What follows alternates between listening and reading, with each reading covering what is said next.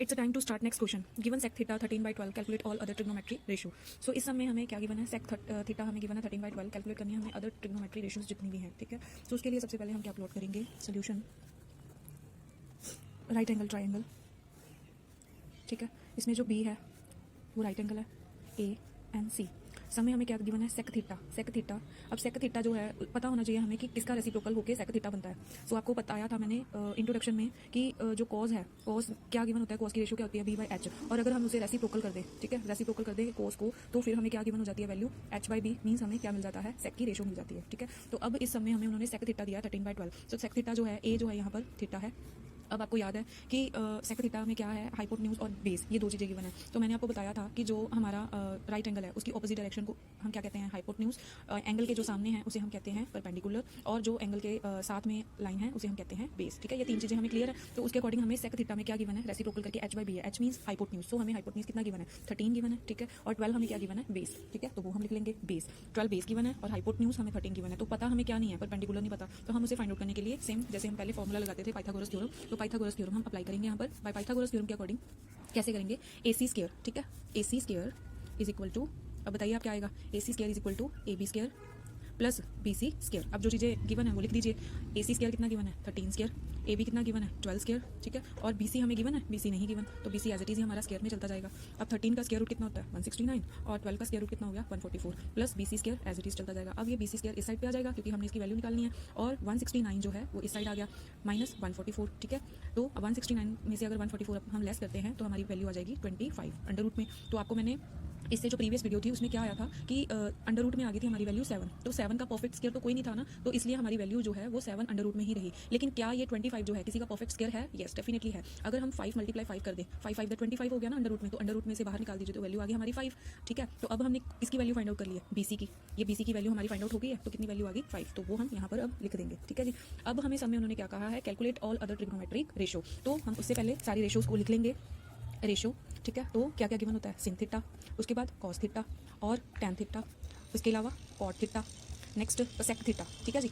तो सिन, cos, tan, ये जो मैंने आपको फॉर्मूला पहले याद करवाया वो फॉर्मूला हम लिख लेंगे। तो उस फॉर्मूले के अकॉर्डिंग सिन थीटा की रेशो क्या है, p/h, कॉस की रेशो b/h, टैन की रेशो p/b, ठीक है। और कोट जो है वो किसका रेसिप्रोकल है, हाँ जी बताइए। जैसे मैंने आपको अभी बताया कि जो कोट है ना, वो किसका रेसिप्रोकल होता है, सेक का। तो इसी तरह से जो कॉज है वो सेक का रेसिप्रोकल हो गया। तो यहाँ पर कोट जो है वो किसका है, टैन का। तो टैन की वैल्यू कितनी है, p/b। तो रेसिप्रोकल होकर क्या आ गया, b ऊपर चले गया, p नीचे आ गया। और सेक जो है वो किसका रेसिप्रोकल है, सिन का। किसका रेसिप्रोकल है, सिन का। तो कितनी वैल्यू आ जाएगी, h/p। अब जो वैल्यू हमें गिवन है वो वैल्यू हमने यहाँ पर पुट कर देनी है। सिन थीटा में परपेंडिकुलर क्या गिवन है, 5, वो लिख दीजिए। हाइपोटेन्यूज कितना गिवन है, 13, वो आ जाएगा।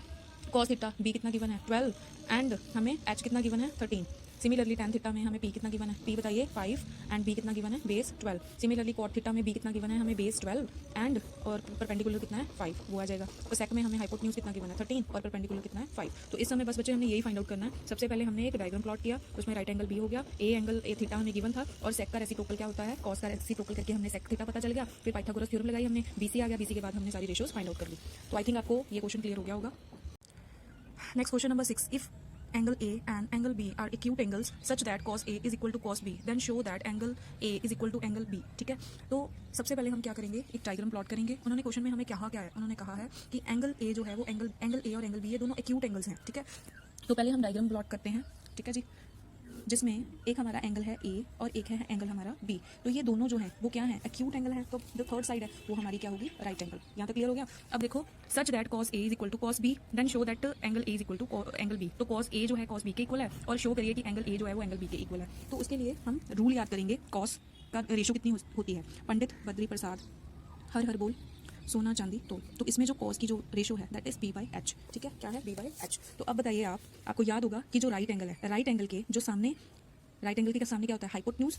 एंगल के जो ऑपोजिट डायरेक्शन में होती है उसे हम क्या कहते हैं, परपेंडिकुलर। और ये हमारा क्या है, बेस है, ठीक है जी। तो अब जो वैल्यू हमें यहाँ जो डायग्राम में हमें फाइंड आउट हो चुका है वो हम यहाँ पर लिख देंगे। क्या लिखेंगे, ड्रॉ ट्राइंगल ABC। तो यही किया ना हमने, ट्राइंगल ABC हमने ड्रॉ किया है। उसके बाद इन विच एंगल C जो है दैट इज क्या है, एंगल C क्या है यहाँ पर, 90 degree, right. Angle C is 90 degree, जिसमें हमें क्या गिवन है, सब में given cos A is equal to cos B। यही क्वेश्चन का है ना कि cos A जो है cos B के इक्वल है। तो अब हमें बताइए कि cos A जब हमारा एंगल A होगा, देन cos A में हमें क्या चाहिए, b/h। तो cos A में हमारा B क्या है, AC, ठीक है। h हाइपोटेन्यूज की क्या है साइड AB, तो वो हम लिख देंगे। कॉस बी जिसमें हमारा एंगल बी होगा, तो बी जब हमारा एंगल होगा तो बताइए कि फिर हमारी वैल्यू कैसे आएगी। मैं यहाँ पर अगेन ड्रॉ कर रही हूँ सो दैट आपको क्लियर हो जाए अच्छी तरह से। ये हमारा राइट एंगल है और यहाँ पर हमारा एंगल है बी। अब अगेन 90 डिग्री के ऑपोजिट हमारा हाइपोटेन्यूज रहता है, जो एंगल है उसके सामने हमारा आ जाएगा परपेंडिकुलर, एंगल के जो साथ में है उसे हम कहेंगे बेस। बिल्कुल सही। अब हमें कॉस बी जो है, कॉस बी में हम सेम बी बाई एच, तो यहाँ पर बेस जो है कौन सी है, बेस बी सी, और इसमें हमें और क्या चाहिए, एच, तो एच यहाँ पर कितना गिवन है, ए बी। तो अगर आप इसे अच्छी तरह से देखिए, A C over A B is equal to B C over A B, तो दोनों का जो डिनोमिनेटर है सेम लग रहा है ना, लग रहा है नहीं, सेम ही है। सो ए बी के साथ कट हो गया, ठीक है। अब हमारे पास वैल्यू क्या बची, A C is equal to B C, ठीक है जी। अब जो ए सी है, जो ये साइड है, इसके सामने कौन सा एंगल बन रहा है, एंगल बी, तो वो लिख दीजिए। उसके बाद बी सी जो है उसके सामने कौन सा एंगल बन रहा था, एंगल ए, ठीक है। तो यही तो हमने इक्वल करना था कि ए सी जो है वो बी सी के इक्वल है, और जो हमारे एंगल्स हैं B is equal to angle A, तो यहाँ पर हम इसे शॉर्ट में लिख देंगे angles opposite to equal sides are equal in triangle, ठीक है।